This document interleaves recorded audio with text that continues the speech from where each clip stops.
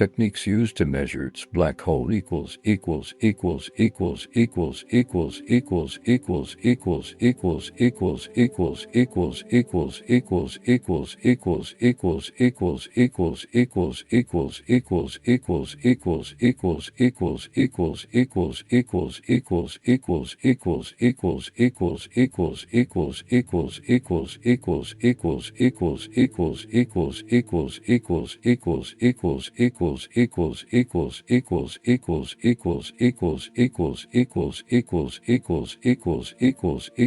You might be wondering, how do scientists actually measure a black hole that's 220 million light-years away and, by definition, doesn't emit any light of its own?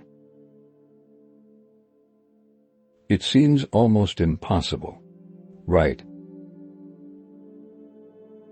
But astronomers are clever people, and they've developed some remarkably sophisticated techniques for weighing invisible objects from vast distances.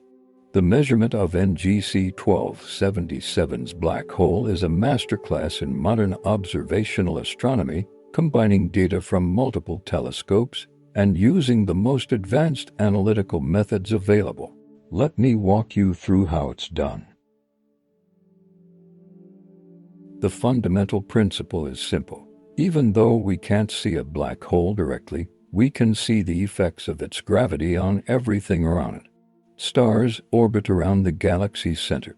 And if those stars are moving faster than they should be, faster than can be explained by the visible mass of stars and gas, then something else must be providing the extra gravitational pull. That something is the black hole. The first method used to detect NGC 1277's black hole was stellar dynamics. By measuring the velocities of stars orbiting close to the galaxy's center, astronomers can calculate how much mass must be hidden there. The faster the stars move, the more mass must be concentrating at the core. In NGC 1277, stars near the center were racing around at extreme speeds, several hundred kilometers per second, much faster than typical for galaxies of similar size. The only explanation for such rapid motions was a central black hole weighing billions of solar masses. To gather this velocity data, astronomers relied on spectroscopy, the technique of spreading light into its component wavelengths to analyze its detailed properties. When light comes from a moving object, it gets shifted in wavelength. Objects moving toward us have their light compressed to shorter, bluer wavelengths blue shift, while objects moving away have their light stretched to longer, redder wavelengths red shift. By measuring these shifts precisely, astronomers can determine how fast objects are moving and in what direction. A particularly powerful version of this technique is called integral field spectroscopy. Instead of measuring the spectrum at just one point in a galaxy, integral field spectrographs capture spectra across a two-dimensional field simultaneously. This creates a detailed velocity map showing how stars move throughout different regions of the galaxy. For NGC 1277, these velocity maps reveal steep gradients near the center, stars orbiting faster and faster the closer they got to the core. This pattern is the classic signature of a supermassive black hole. The steeper the gradient, the more massive the black hole must be. Several major observatories contributed data to these measurements. Ground-based telescopes in Spain and Texas provided high-quality spectroscopic observations. A space telescope in Earth orbit added sharp imaging data that resolved the compact structure of NGC 1277 center. Adaptive optics technology was crucial for the ground-based observations. Earth's atmosphere constantly shimmers and distorts incoming light, blurring astronomical images. Adaptive optics systems use deformable mirrors that change shape hundreds of times per second to counteract this distortion, producing images nearly as sharp as those from space. This allowed astronomers to peer closer to the galaxy's center, where the black hole's influence is strongest. Space-based observations were equally important. Orbiting above the atmosphere, space telescopes can see details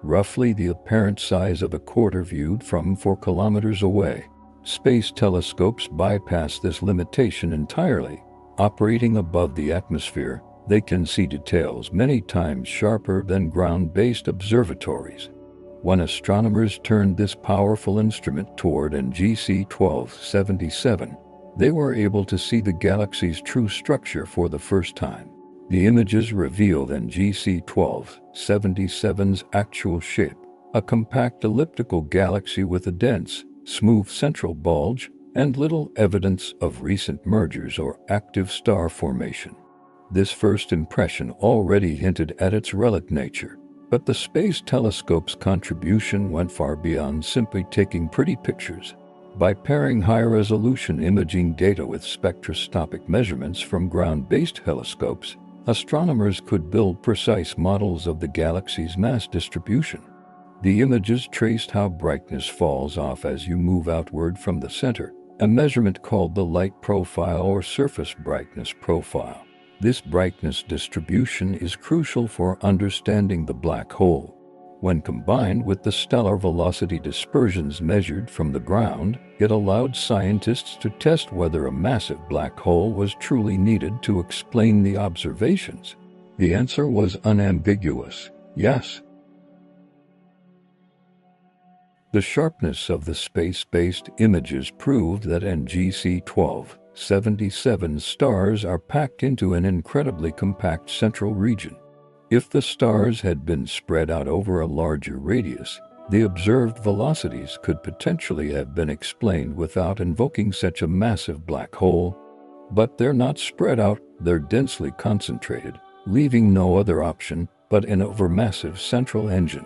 The space observations also revealed what NGC 1277 lacks. The images showed no spiral arms, no star-forming knots, no tidal tails from mergers. It was a smooth, featureless oval, a galaxy that had not changed much in billions of years. In the chaotic environment of the Perseus cluster, where interactions and distortions are common, this simplicity stood out. The absence of fine structure reinforced the idea that NGC 1277 is truly a relic galaxy, a frozen fossil from the early universe. Another important contribution was the confirmation of NGC 1277's compact size. The Space Telescope measured the galaxy's effective radius at just over 1,000 parsecs, about 3,200 light-years, tiny compared to typical ellipticals, which can span tens of thousands of parsecs. This compactness put NGC 1277 in line with red nugget galaxies seen at much higher redshifts, when the universe was less than a quarter of its current age. It was as if one of those ancient nuggets had been transported forward in time so we could study it up close. The Space Telescope provided the evidence that made this connection clear. Later observations continued to refine our understanding. A study published in 2018 used updated modeling methods and additional data to revise the black hole mass estimate downward, from 17 billion to about 12 billion solar masses. Even at this lower figure, it remains one of the most massive black holes ever confirmed, and its ratio to the galaxy's stellar mass is still dramatically out of proportion. These subsequent observations demonstrated how important it is to keep revisiting data with improved methods. The fundamental strangeness of NGC 1277 was confirmed, even as the specific numbers were refined. The space-based observations also helped place NGC 1277 in context with its neighbors in the Perseus cluster. By comparing its light profile to those of other cluster galaxies, astronomers could see just how unique it is. Most galaxies in the cluster showed extended halos or signs of past interactions. NGC 1277 was pristine and compact, clean in a way that seemed almost impossible given how long it had been living in such a crowded environment.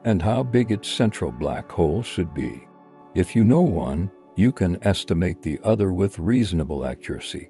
Galaxies and black holes appear to grow together over cosmic time, maintaining this balance through feedback processes that regulate their relative sizes. NGC 1277 violates this relationship spectacularly. Based on the n-sigma relation and the galaxy's stellar mass, NGC 1277's black hole should weigh somewhere in the range of a few hundred million to perhaps a billion solar masses. Instead, it weighs 12 to 17 billion solar masses, 10 to 50 times larger than expected. This discrepancy is what earns it the label overmassive. The term represents a serious challenge to our understanding of galaxy evolution. If the coevolution model is correct, if galaxies and black holes really do grow together in lockstep, then NGC 1277 shouldn't exist, yet it does. Which means either our models are incomplete, or there are rare pathways where normal rules don't apply. Comparing NGC 1277's black hole to others in galaxies of similar size makes the anomaly even clearer. In compact ellipticals with comparable stellar masses, central black holes typically weigh a few hundred million to perhaps 2 billion solar masses. That's already substantial, but it falls within the expected range. NGC 1277's black hole is 5 to 10 times larger than even the upper end of this range. Imagine walking into a small town and finding a skyscraper as tall as the tallest buildings in the world's biggest cities. It simply doesn't fit the surroundings. This overmassive status raises fundamental questions about how the black hole reached such a size in the first place. Several possibilities have been proposed. One idea is that the black hole formed from an unusually massive seed. Normal stellar mass black holes form from the collapse of massive stars, giving birth to objects weighing tens to hundreds of solar masses. But there may be alternative pathways where giant primordial gas clouds collapse directly into black holes weighing tens of thousands or even millions of solar masses. If NGC 1277 started with one of these heavy seeds, it would have had an enormous head start in the growth race. Another possibility is that the black hole grew at extraordinary rates during the early universe, exceeding the theoretical Eddington limit that normally caps how fast black holes can accrete matter. Under special conditions in the gas-rich early cosmos, black holes might have been able to gorge themselves faster than usually possible. A third theory involves black hole mergers. If NGC 1277 swallowed several smaller galaxies in quick succession early in its history, each merger could have added to the central black hole's mass. However, this explanation conflicts with the uniform age of NGC 1277 stars, which show no evidence of multiple merger events. Whichever pathway the black hole took, one thing is clear: it grew very quickly, very early, and then stopped. The lack of cold gas in NGC 1277 today means the black hole hasn't grown significantly in the past 10 billion years. It reached maturity almost overnight by cosmic standards, and then went dormant. The overmassive designation is also directly linked to NGC 1277's status as a relic galaxy. A popular theory suggests that the black hole's rapid early growth produced feedback jets, radiation, and powerful winds that expelled or heated the gas supply, shutting down star formation. In this scenario, the black hole wasn't overmassive by accident. It created the very conditions that stopped NGC 1277 from evolving further. The galaxy we see today may be a direct consequence of black hole dominance in the past. The monster shaped its kingdom and then froze it in place.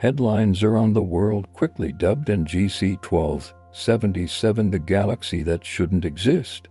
The nickname captured the shock and disbelief that rippled through the scientific community, and it stuck. The phrase traces back to the original 2012 study that revealed NGC 1277's extraordinary nature, when researchers analyzed stellar velocity data and concluded that the galaxy harbored a black hole weighing up to 17 billion solar masses. The implications were staggering.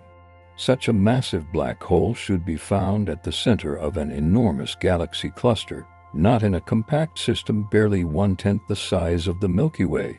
It was like finding a skyscraper in the middle of a tiny village.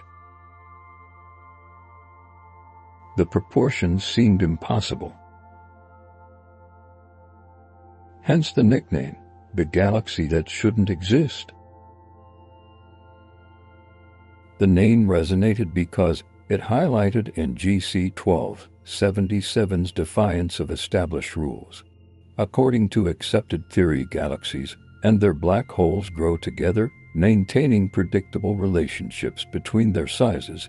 NGC 1277 violated this relationship by an order of magnitude.